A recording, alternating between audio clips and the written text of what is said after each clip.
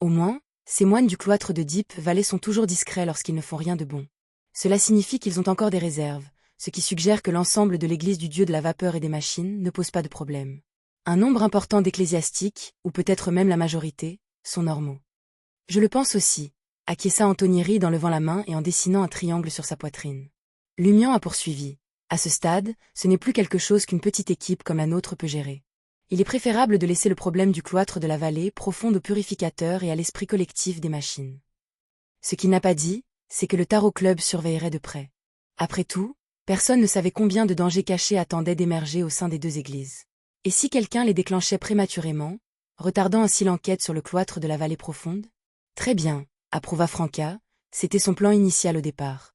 Le plan étant confirmé, Franca et Jenna ont quitté l'auberge du Coq Doré et sont retournés à la rue des Blouses Blanches.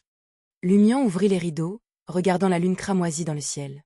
Avec désinvolture, il dit à Anthony Reed, qui s'apprêtait à partir, « Votre meilleure option maintenant est de vous rendre à la gare de locomotive à vapeur de Suie dès votre réveil demain et d'acheter un billet pour quitter Trèves. Plus le train part tôt, mieux c'est. » Anthony, vêtu d'un camouflage vert militaire, s'arrêta net, se retournant lentement, son regard fixé sur la silhouette de Lumian en retraite. « Oh !»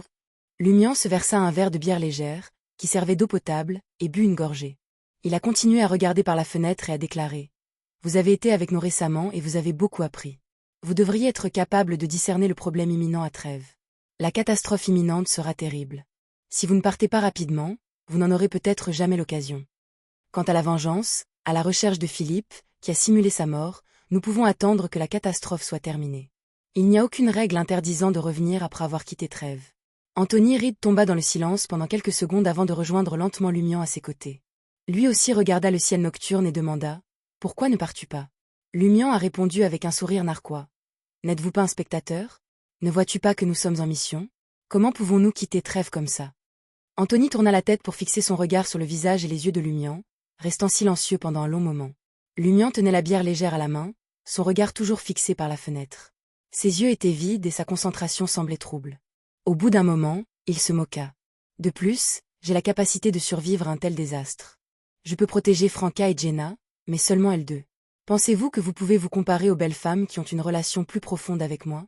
Cette protection faisait référence à la téléportation de Franca et Jenna à la cathédrale du Fou sur les quais de Lavigny. Anthony ne répondit pas et regarda à nouveau le ciel sombre dehors. Prenant quelques respirations profondes et expirant de la fumée blanche, le psychiatre marmonna. « Je suis né et j'ai grandi sur la côte ouest du Mitsir.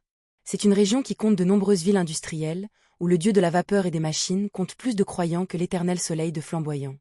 Quand j'ai eu la chance de devenir Beyondé, mon plus grand rêve était de prendre ma retraite de l'armée en toute sécurité avec quelques économies. J'achèterais un terrain près de ma ville natale, près de la forêt. J'embaucherais quelques personnes pour m'aider dans l'agriculture. Pendant mon temps libre, je chasserais secrètement dans la forêt, je respirais l'air marin ou j'allais à la pêche. Et, vous ne le savez peut-être pas, mais le poisson du Mitsir n'est pas comestible à cause de la forte pollution industrielle. Les habitants du Mitsir ne le mangent que s'ils n'ont pas d'autre choix. » La voix d'Anthony Reed, c'est grave. « Si je devais retourner sur la côte du West Mitsir et dans ma ville natale maintenant, je ne pourrais peut-être jamais profiter d'une telle vie. Ce n'est pas une question d'argent, j'ai besoin d'un sentiment de détente.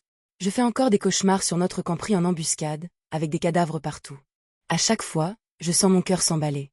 J'imagine que si je pars demain et que je vois les nouvelles et les photos de la catastrophe de Trèves dans les journaux, je ferai des cauchemars similaires. Je rêverai de Trèves incinérées par les flammes, avec des cadavres éparpillés partout.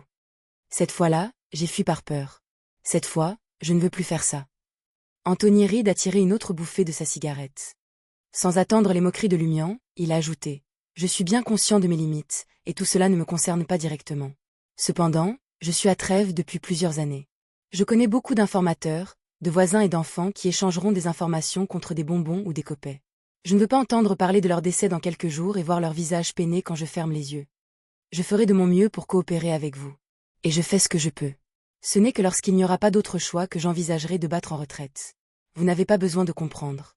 Cela pourrait être la décision paranoïaque d'un patient souffrant de graves problèmes psychologiques. » Lumian a ri et a commenté « Vous donnez l'impression que personne d'autre n'a de problèmes psychologiques.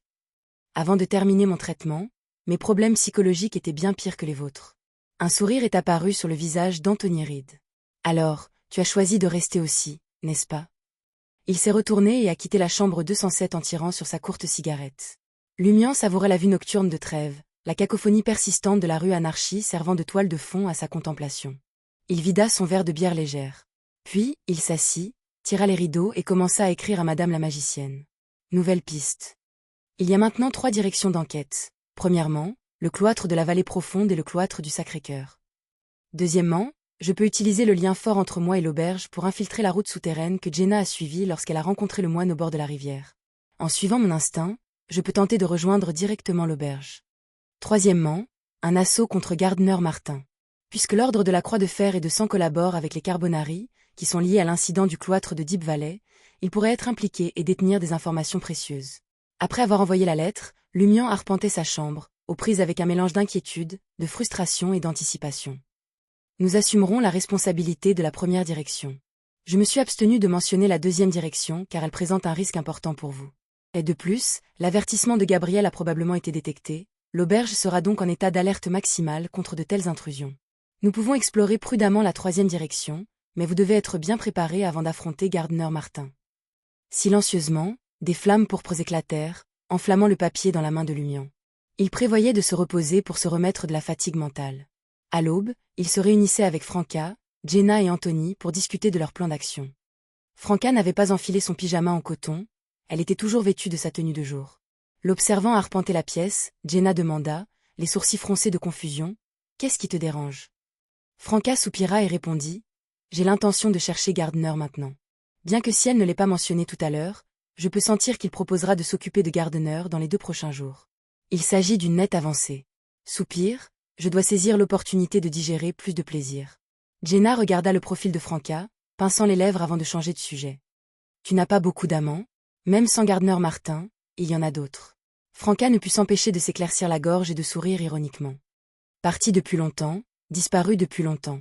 Gardner et ses amants sont mes intérêts actuels. Jenna a ri et a taquiné de manière ludique. Sans Gardner Martin, vous pouvez vous tourner vers Ciel. Non, non. Franca agita vigoureusement la main. Je ne peux pas me dépasser. Avec ces mots, elle se dirigea vers la porte. Je vais rue des Fontaines. Le sourire de Jenna s'est estompé alors qu'elle offrait un rappel solennel. Ne montrez pas de comportement inhabituel plus tard. Je comprends, répondit Franca, son expression devenant sérieuse. Je ne laisserai pas Gardner avoir l'impression de lui donner un hospice. Sur ce, elle ouvrit la porte et sortit. Jenna laissa échapper un léger soupir en regardant Franca disparaître derrière la porte fermée. Puis, son regard s'est tourné vers le sac en tissu blanc grisâtre sur la table basse, et elle a marmonné, je me demande quand je rencontrerai Will pour lui livrer ce sac. Au milieu de la nuit, Jenna s'est réveillée soudainement d'un rêve intense. Dans son rêve, elle se retrouvait dans une carrière souterraine, avec Will debout devant elle.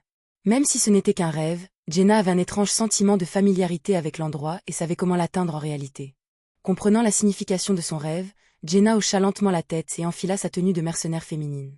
Portant le sac en tissu blanc grisâtre, elle quitta l'appartement Sissantin et s'aventura sous terre par l'entrée de la rue des Blouses Blanches. Suite aux révélations de son rêve et guidée par sa spiritualité, elle descendait, se tournait et se faufilait parfois à travers les brèches. Finalement, elle arriva à la grotte de la carrière qu'elle avait vue dans son rêve. Au centre de la mine, Will, habillé comme il avait été pendant la journée, tenait une citrouille lanterne orange. Il n'avait pas l'air particulièrement content, ressemblant à un élève surpris en train de faire l'école buissonnière par ses parents et ses professeurs. « Est-ce que c'est ce que tu veux ?» Jenna lui tendit le sac en tissu blanc grisâtre rempli de diverses peintures et pinceaux. Will l'a accepté mais n'a pas ouvert le sac. Au lieu de cela, il récupéra un objet connu sous le nom de pièce d'or porte-bonheur et soupira. « C'est votre récompense. C'est à la fois votre chance et votre malheur. Cela signifie que vous rencontrerez beaucoup de choses et porterez une responsabilité importante.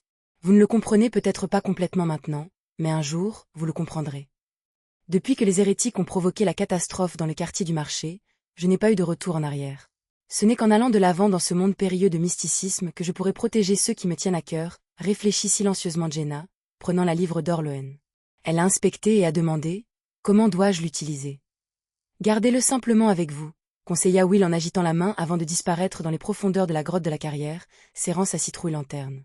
Jenna a rangé la pièce d'or porte-bonheur et est retournée à la surface. À sa grande surprise, elle s'aperçut qu'elle ne se souvenait plus de l'itinéraire qu'elle avait emprunté. Alors qu'elle était arrivée guidée par sa spiritualité, elle était maintenant complètement éveillée et dépourvue de la même guidance. Jenna n'avait d'autre choix que de suivre son chemin de manière indépendante, en suivant le principe général de l'ascension. Après avoir marché un certain temps, le sol a soudainement tremblé violemment, comme si une explosion s'était produite au loin. Un tremblement de terre ou une autre anomalie. Jenna fronça les sourcils et accéléra le pas pour trouver un chemin menant vers le haut. Alors qu'elle tournait au coin d'une paroi rocheuse, ses pieds ont brusquement cédé. Le sol s'était déjà effondré, et maintenant, il s'était complètement effondré. Au milieu des bruits assourdissants de l'effondrement, Jenna n'a pas pu réagir à temps et a dégringolé plus profondément alors que le sol se désintégrait. Elle a rapidement ajusté son corps et activé ses capacités d'assassin, lui permettant de descendre gracieusement comme une plume.